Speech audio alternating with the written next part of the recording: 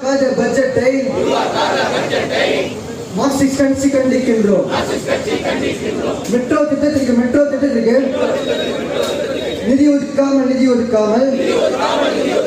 மக்களை வஞ்சிக்கின்ற மோடி அரசை கண்டிக்கின்றோம். மெட்ரோ திட்டத்திற்கு நிதி ஒதுக்காமல்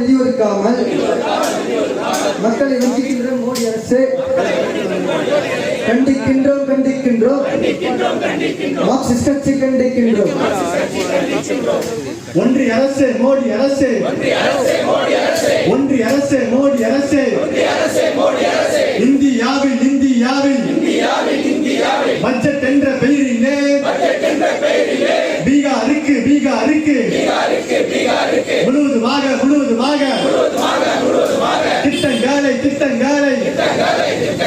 திட்டங்களை திட்டி